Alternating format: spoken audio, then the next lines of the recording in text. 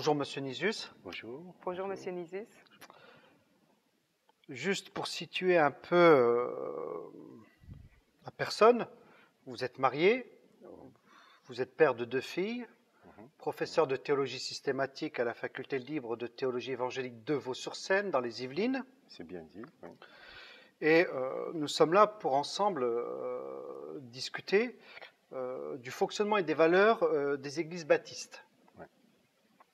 Alors, la première question qui vient tout naturellement, c'est qu'est-ce que les baptistes ont de spécifique par rapport à d'autres chrétiens?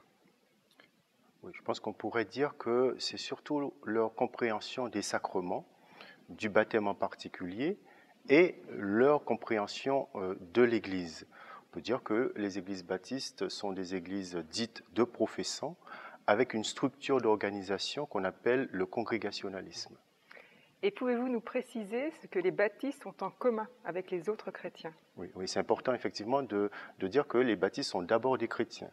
C'est-à-dire qu'ils se reconnaissent dans les grandes affirmations de foi de l'Église traditionnelle, telles que résumées par exemple dans le symbole des apôtres ou encore la confession de foi de Nicée-Constantinople. Donc les baptistes croient qu'il existe un seul Dieu, qui existe en tant que Père, Fils, Esprit Saint.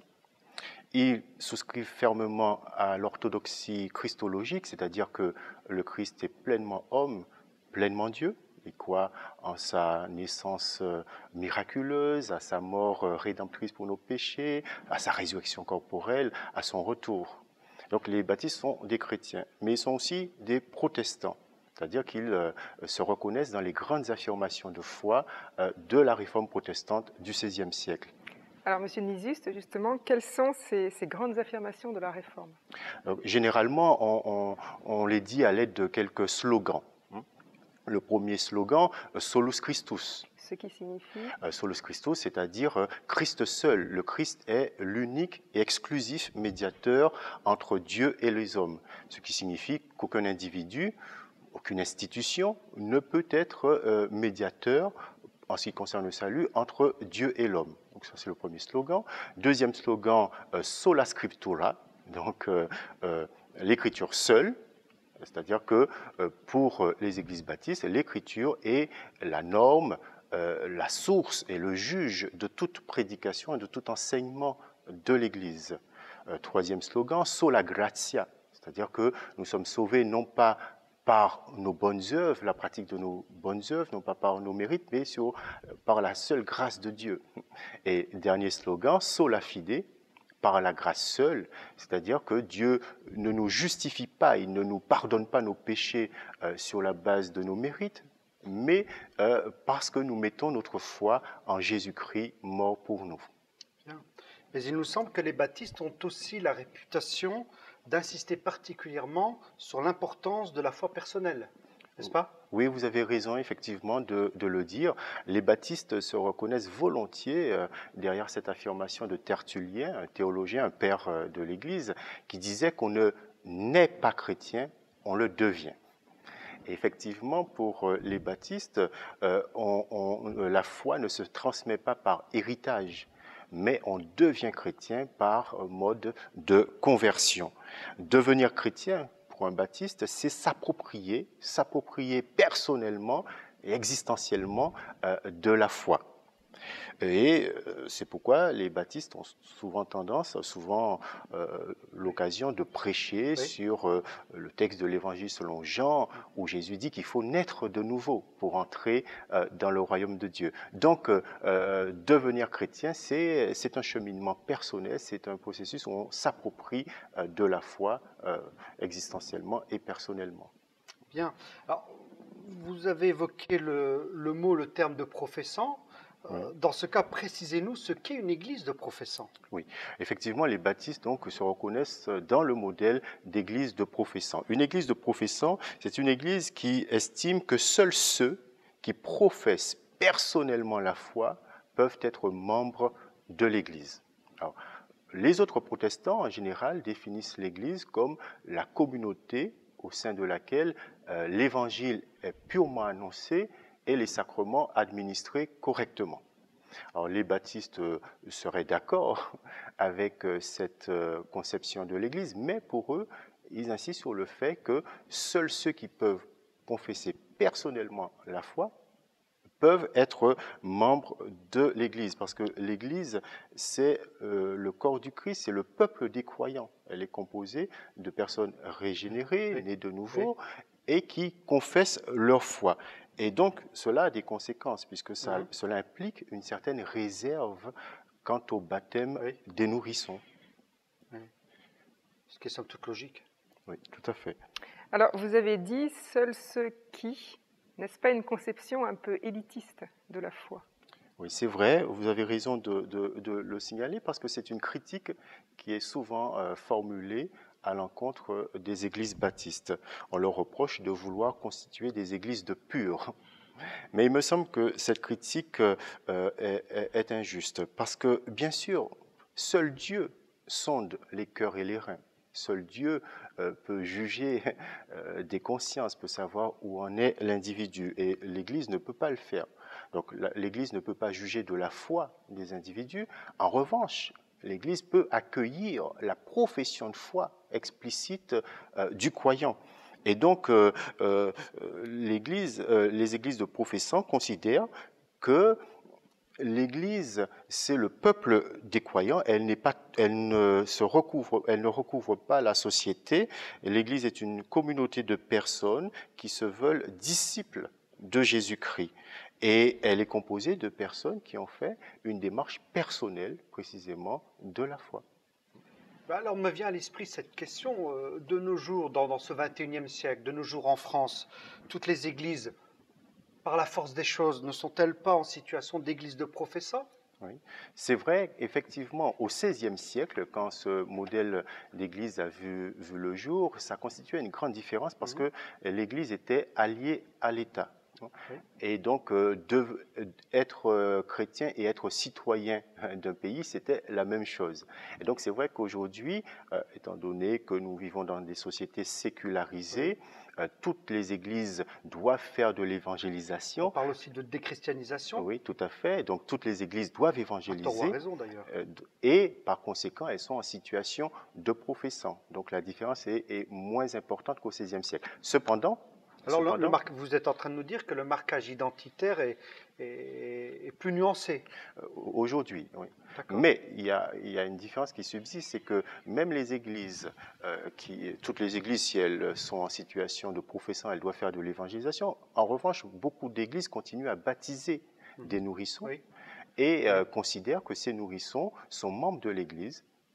Et l'Église, on parle de l'Église comme le peuple des baptisés, même si beaucoup de ces baptisés n'ont plus la foi, ne pratiquent pas, n'ont pas gardé la foi. Et donc, c'est pourquoi même les églises qui sont en situation de professants ne sont pas vraiment des églises de professants. Bien. Donc, le baptême des croyants dans cette perspective est donc fondamental. Oui, on peut dire cela. On peut dire que, si vous voulez, le baptême est le signe de l'incorporation du croyant dans l'Église, dans une Église locale. Donc, c'est le signe de l'incorporation du croyant. Donc, étant donné que seuls ceux qui confessent leur foi peuvent être membres de l'Église, les baptistes estiment que les bébés, les nourrissons qui ne confessent pas leur foi ne peuvent pas être baptisés. Pour les baptistes, le baptême des nourrissons n'est pas le baptême dont parlent les documents du Nouveau Testament. Les églises baptistes ne contestent pas que le baptême des nourrissons, des bébés, puisse accomplir des fonctions utiles et incarner certaines vérités valables, comme par exemple l'intention des parents d'élever leur enfant dans la foi. Le baptême d'un enfant constitue pour les parents peut-être une confession personnelle de leur foi de parents. Les parents estiment qu'en le faisant, ils s'en remettent à l'intercession, à la prière de l'Église. Donc c'est vrai que le baptême des bébés peut incarner ces vérités, mais selon les baptistes, une cérémonie de présentation d'enfants revêt les mêmes significations. Et pour les églises baptistes, on attribue en faisant cela au baptême une signification qu'elle n'a pas dans le Nouveau Testament. Parce que pour les baptistes, le baptême est d'abord un acte de confession de la foi et d'engagement à être disciple du Christ. Alors concrètement, comment se pratique justement le baptême chez les baptistes? Sous quelle forme? Oui, donc la forme généralement, majoritairement qu'on l'on trouve chez les baptistes, c'est l'immersion. C'est-à-dire que l'individu est totalement plongé. Cela permet de symboliser sa mort à son ancienne vie et sa renaissance à une vie nouvelle avec le Christ, selon l'image que l'on trouve chez l'apôtre Paul en Romains chapitre 6. Et donc, mais les baptistes pourraient dire quand même que la forme a moins d'importance que le sens, que le fond, mais c'est l'immersion qui est pratiquée chez les baptistes. Sauf en cas de maladie très grave, d'handicap profond, Oui. bien sûr. Vous disiez qu'une autre caractéristique des baptistes est son mode d'organisation congrégationaliste. Oui. Alors, qu'entend-on exactement par congrégationalisme? Oui, oui, encore un isme, me direz-vous. Mais... Et oui, et un isme difficile à prononcer Oui. en plus. Hein. Oui, mais je pense qu'on peut dire qu'il y a deux grandes affirmations oui. Qui forment les deux piliers fondamentaux pour l'affirmation congrégationaliste. Oui. La première, c'est que l'Église locale est pleinement Église. Alors, qu'est-ce que ça veut dire? Ça veut dire que pour les baptistes, l'Église locale, ce qu'on appelle globalement ailleurs la paroisse, est pleinement Église. On veut dire par là que lorsque 2 ou 3 personnes se réunissent régulièrement au nom du Christ pour confesser leur foi de différentes manières en lui, par l'écoute de la parole de Dieu, par l'enseignement de la parole de Dieu, par le culte, par la louange, par la célébration des sacrements, eh bien, en vertu de sa promesse, le Christ est présent au milieu d'eux et l'Esprit Saint les constitue en Église. Donc, il suffit pour un baptiste que 2 ou 3 personnes se réunissent régulièrement pour faire ce que l'Église est appelée à faire pour qu'il y ait Église. Et donc, ça, c'est la première affirmation fondamentale. Et la seconde? La seconde, c'est que l'autorité du Christ sur son Église est médiatisée par la communauté dans son ensemble. Je veux dire par là que l'autorité du Christ s'exprime au travers de la communauté rassemblée. Oui. Cela signifie que tous les membres de la communauté, et non pas exclusivement un seul, qu'il soit évêque, apôtre ou autre, ni quelques-uns, les ministres, les pasteurs, ne sont les seuls responsables de la vie de l'Église. Tous sont responsables de la vie de l'Église. C'est la communauté locale qui est l'organe du Saint-Esprit. C'est-à-dire qu'on croit que l'Esprit Saint est donné à tous ont part à l'Esprit, et par conséquent, tous sont partie prenante de la vie de la communauté. Et donc, chacun participera à la prise de décision dans l'Église. Iriez-vous jusqu'à dire que ce qui fait la spécificité des églises baptistes, c'est aussi son mode associatif, c'est cet engagement dont vous parliez à l'instant? Oui. Parfois, on dit, j'entends dire parfois que ce serait même une forme de démocratie. Mais il me semble qu'on peut nuancer un tout petit peu cette affirmation en disant qu'en fait, l'autorité dans l'Église appartient au Christ. L'Église est d'abord, d'abord le corps du Christ, et c'est le Christ qui est le chef de son corps. Et l'Église n'est pas une démocratie en ce sens-là. Le pouvoir n'appartient pas au peuple, le pouvoir appartient au Christ. Mais pour les baptistes, c'est le Christ gouverne son Église par l'ensemble de la communauté. Le Christ dirige son Église, mais par le truchement de la communauté. C'est la communauté, sous la conduite de l'Esprit Saint, qui va chercher à discerner la volonté du Christ pour son Église. Et dans ce processus de discernement de la volonté du Christ pour son Église, tous les membres vont participer à ce processus. Chacun, bien sûr, en fonction de ses capacités, de ses dons, de ses charismes, de sa sagesse, de sa maturité, de son expérience chrétienne, mais tous vont y participer et les responsables de l'Église auront un rôle de pilotage à jouer dans ce processus de discernement de la volonté du Christ. Bien. Alors, on dit souvent que les églises baptistes sont autonomes ou indépendantes. Que pensez-vous de ce terme, autonome? Oui, on veut dire par là que l'Église locale s'autogouverne, c'est-à-dire qu'il n'y a pas d'instance au-dessus de l'Église locale pour l'obliger à prendre certaines décisions, à obéir à certaines décisions.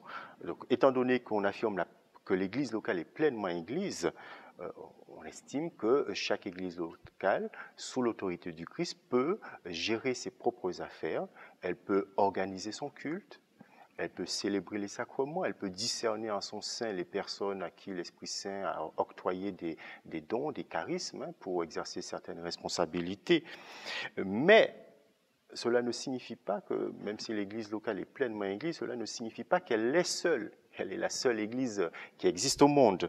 Et c'est pourquoi le mot, effectivement, autonomie peut parfois prêter à équivoque, comme si on... Ou à confusion. À confusion, si vous voulez, comme Oui. si ça voudrait dire que l'Église va se donner ses propres lois. Or, ce n'est pas le cas. Non. Quand on parle de l'autonomie de l'Église locale, ce qu'on veut d'abord dire, Oui. c'est que l'Église locale a la responsabilité de célébrer son culte, d'administrer les sacrements, de choisir ses ministres, de gérer ses propres affaires, de gérer ses finances, etc. Mais le mot autonomie et indépendance, je trouve que ce ne sont peut-être pas les meilleurs mots pour désigner ce que l'on veut dire. Peut-être qu'il faudrait plutôt parler de l'Église locale comme d'une Église sujet, composée de sujets. Ça veut dire, je veux dire par là que l'Église locale est une Église sujet, c'est-à-dire qu'elle est responsable de sa propre vie, mais elle est une Église de sujets, c'est-à-dire de chrétiens responsables aussi, qui participent à la vie de l'Église. Mais si l'Église locale est Église, elle ne l'est pas seule. Alors, si on ne parle pas donc d'autonomie, alors comment se manifeste la communion entre les différentes églises locales? Eh bien, le congrégationalisme ne signifie pas, effectivement, comme vous avez raison de le dire, que chaque communauté va vivre repliée sur elle-même dans l'isolement. En autarcie. En autarcie. Bien que chaque communauté locale, à cause de la présence du Christ en son sein, est pleinement Église, elle ne l'est pas seule.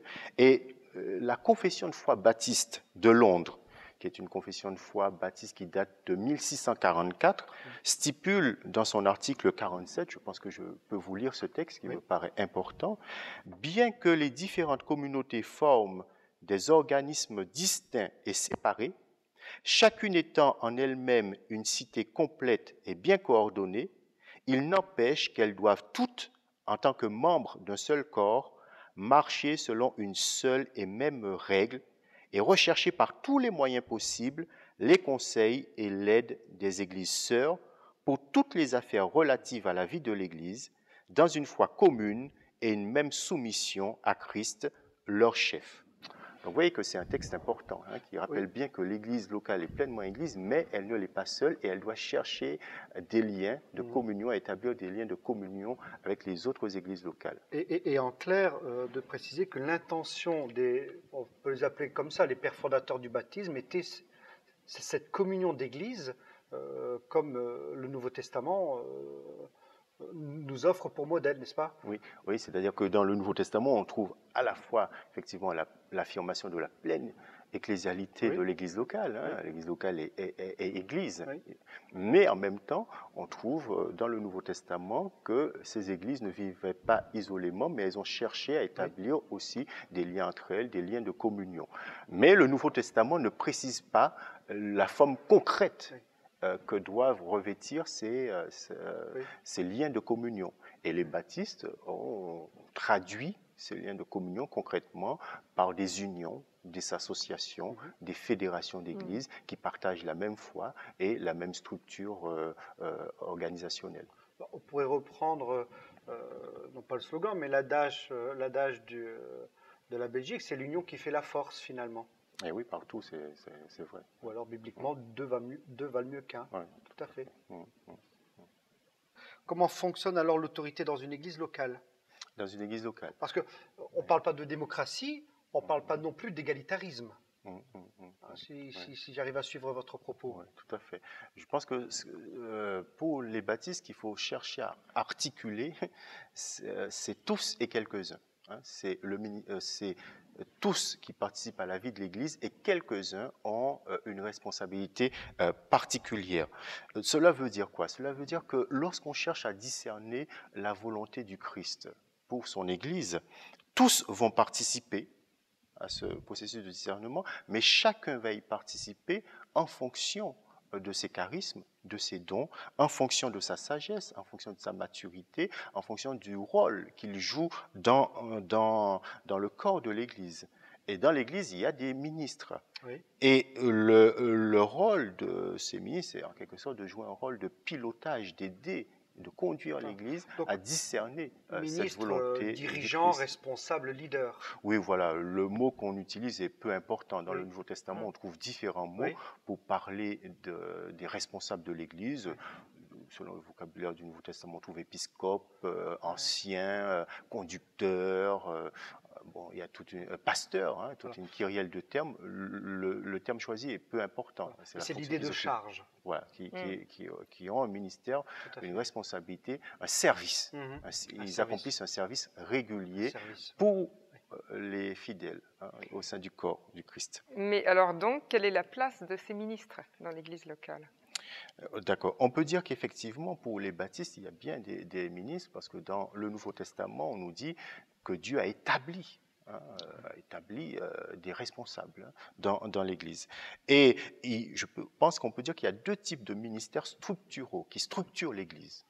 Ce sont d'abord les ministères de la parole, parce que l'Église vit par la parole de Dieu et de la parole de Dieu. Il faut que l'Évangile soit annoncé, soit enseigné, et il faut qu'il y ait des personnes qui le fassent. Donc il y a d'abord des ministères de la parole qui sont structurels pour l'Assemblée. Donc, dans le Nouveau Testament, ils portent différents noms. Ce sont les ministères d'apôtres, prophètes, docteurs, enseignants, etc. Mais l'Église vit aussi comme un corps social. Et dès qu'il y a corps social, il faut qu'il y ait des responsables, des personnes qui gouvernent, qui dirigent. Et donc, il faut des ministères de gouvernement. Et donc, on peut dire que les ministres sont ceux qui accomplissent ces fonctions-là. Et ils sont en quelque sorte les jointures du corps, si on utilise cette image. C'est eux qui assurent en quelque sorte la cohésion de l'ensemble du corps, selon Éphésiens chapitre 4. Et leur rôle consiste, selon l'apôtre Paul, à aider les chrétiens à grandir en maturité spirituelle et non pas de créer un état de dépendance vis-à-vis d'eux. Donc un bon ministre, c'est celui qui réussit à rendre les chrétiens matures, responsables, et non pas à les faire dépendre d'eux comme des gourous. Donc, ça, c'est important, je pense, à être signalé. Donc, quelqu'un est ministre parce qu'il a reçu de Dieu un appel et des dons pour accomplir le ministère qu'il doit faire, mais ces dons ont été reçus par la communauté. C'est-à-dire qu'on ne peut pas venir de l'extérieur et s'imposer. On ne peut pas s'auto-proclamer. Voilà, on ne peut pas s'auto-proclamer. Il faut que cet appel, ces dons soient reçus aussi par la communauté. Et moi, je pense que même on peut considérer l'appel au ministère ou l'octroi d'un don, d'un charisme, comme un processus communautaire, comme un processus ecclésial. Dieu appelle, Dieu donne la conviction à l'individu qui l'appelle, il lui donne des charismes, des aptitudes particulières, mais la communauté discerne et reçoit ou ne reçoit pas ce charisme ou ce ministère. Donc le ministre doit être respecté, bien sûr. Le Nouveau Testament nous appelle à honorer les ministres, mais le Nouveau Testament insiste aussi sur le fait que le ministre n'est pas infaillible. Et parfois même, Colossiens 4, verset 17, dit à une communauté d'interpeller son ministre, son responsable. Je cite Paul en Colossiens 4, 17, dites à l'Église, dites à Archippe, et qui était probablement un responsable, prends garde au ministère que tu as reçu. Donc parfois même... Pas de science infuse finalement. Pas d'infaillibilité Voilà. du ministre, tout à fait. Oui. Et en effet, c'est utile de resituer le rôle de responsable, de dirigeant, de leader, finalement, dans une perspective beaucoup plus globale et large que celle du sacerdoce universel. Sachant que le responsable, le dirigeant, est finalement croyant au même titre que les autres, a le même privilège d'être devenu enfant de Dieu, et que ce qui fait la distinction, c'est la nature du service. Oui, tout à fait. Et donc, je pense que son autorité lui vient effectivement de son enseignement fidèle de la parole de Dieu, de son savoir-faire et de l'esprit de service avec lequel il accomplit son ministère. D'ailleurs, on pourrait relier ces deux notions en proposant peut-être la formulation suivante: l'autorité des responsables est finalement une autorité de service. Voilà. Et non pas de position à part entière. Tout à fait, oui. Et Jésus a bien dit que celui qui veut servir doit être le serviteur de tous. Voilà. Et il a bien mis en contraste la manière dont l'autorité s'exerce dans le monde et dans l'Église. Vous savez que les chefs des nations cherchent à les tyranniser et à prendre l'autorité sur vous. Qu'il n'en soit pas ainsi parmi vous, mais que celui qui veut avoir de l'autorité soit au contraire au service des autres. Donc l'autorité, c'est l'autorité de servir, mais parfois cela implique de temps à autre une parole d'autorité nourrie de l'Évangile, bien sûr, où on peut reprendre, parfois on peut exhorter, mais à partir de l'Évangile.